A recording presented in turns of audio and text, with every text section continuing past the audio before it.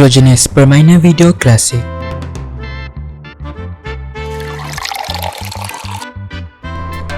Super Mario Bros. Super Mario Bros adalah salah satu video game klasik yang pernah popular satu ketika dahulu.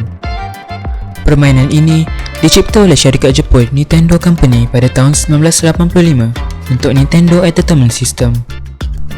Dalam permainan ini, Mario perlu merintangi halangan musuh untuk menyelamatkan Princess Toadstool yang telah diculik oleh Bowser.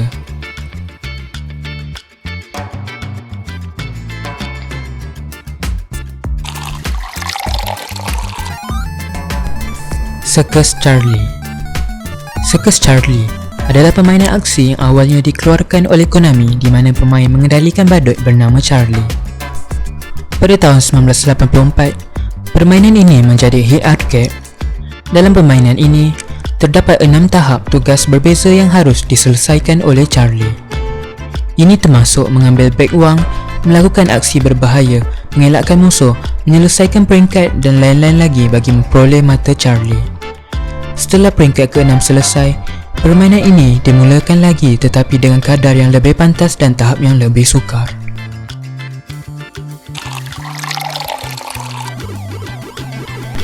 Pac-Man.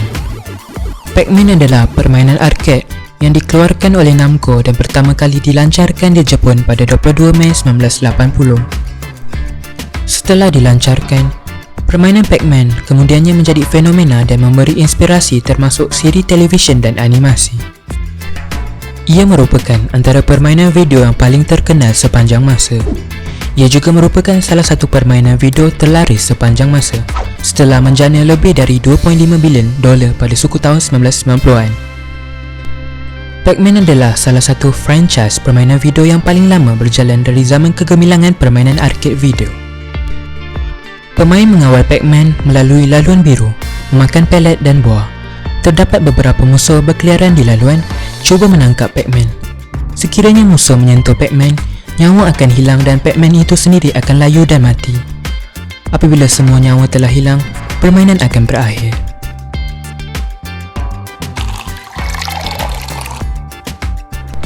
Street Fighter. Street Fighter adalah permainan arcade 1987 yang diperkenalkan oleh Capcom. Ini adalah permainan pertarungan kompetitif pertama yang dihasilkan oleh syarikat dan permainan perdana dalam siri Street Fighter.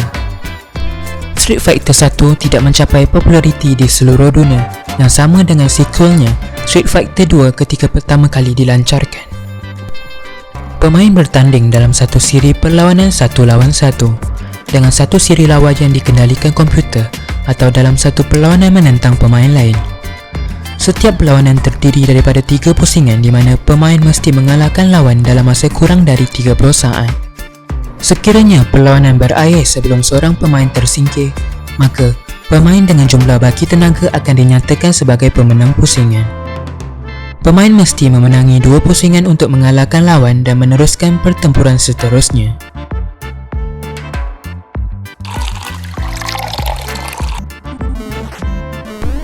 Ice Climber. Ice Climber adalah permainan diterbitkan oleh Nintendo untuk Nintendo Family Computer di Jepun dan Nintendo Entertainment System di Amerika Utara pada tahun 1985. Dalam Ice Climber, watak Popo dan Nana dikenali sebagai Ice Climbers menjelajah 32 gunung yang diliputi ais untuk mendapatkan semula sayur-sayuran yang dicuri daripada raksasa. Di beberapa negara Eropah, konsol NES dijual bersama permainan, meningkatkan populariti Ice Climber di luar Jepun. Pemain pertama mengawal Popo, seorang budak lelaki yang memakai jaket Eskimo biru. Sementara pemain kedua mengawal Nana, seorang budak perempuan yang memakai jaket Eskimo berwarna merah jambu. Satu-satunya alat yang mereka bawa adalah pemukul kayu untuk memecahkan bongkahan ais di atas. Setiap tingkat terdiri daripada lapisan ais berwarna.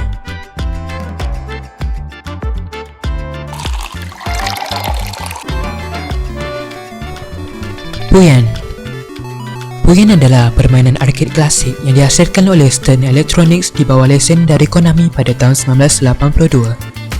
Di dalam permainan ini, pemain mengendalikan Mama untuk menyelamatkan anaknya yang telah diculik oleh sekumpulan serigala. Mama mempertahankan rumahnya dan anaknya bernama Puyan dengan menggunakan anak panah terhadap serigala yang terbang dan ketua mereka. Terdapat 2 peringkat.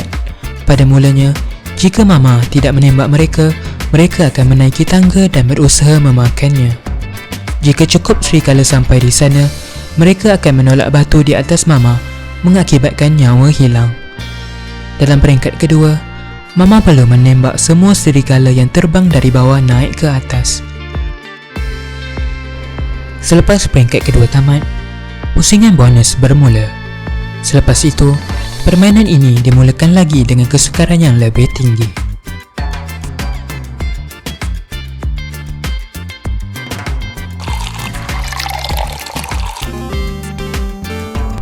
Excitebike.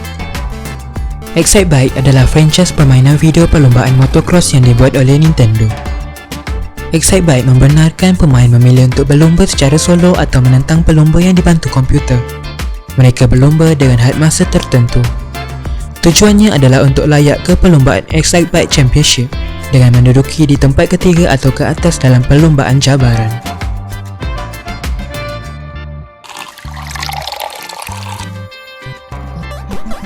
Donkey Kong.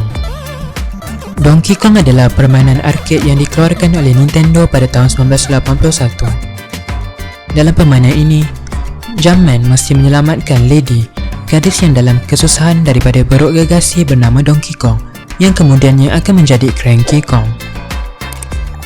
Wira dan beruk itu kemudiannya menjadi 2 watak Nintendo yang paling popular dan dikenali. Donkey Kong adalah salah satu tajuk paling penting dari zaman keemasan video arcade games dan menjadi salah satu permainan arcade paling popular sepanjang masa. Donkey Kong adalah permainan platform pertama yang menampilkan lompatan, memperkenalkan perlunya melompat antara jurang dan mengatasi rintangan atau mendekati musuh.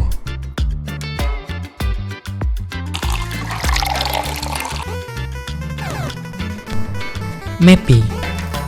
Mappy adalah permainan arcade tahun 1983 oleh Namco. Mappy adalah permainan yang menampilkan haiwan seperti kartun, terutamanya kucing dan tikus. Nama Mappy berkemungkinan berasal dari Mappo, istilah Jepun bagi seorang polis. Pemain mengawal Mappy, tikus polis, melalui rumah kucing yang disebut Mukes untuk mengambil barang yang dicuri. Rumah itu mempunyai 6 tingkat lorong di mana barang-barang yang dicuri disimpan.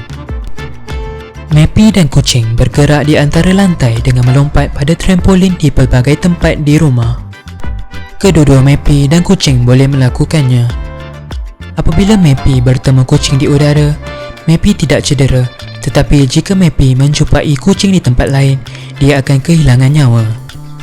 Trampolin akan putus apabila Mappy melompat 4 kali berturut-turut dan trampolin berubah warna bergantung pada berapa kali Mappy menggunakannya tanpa berehat.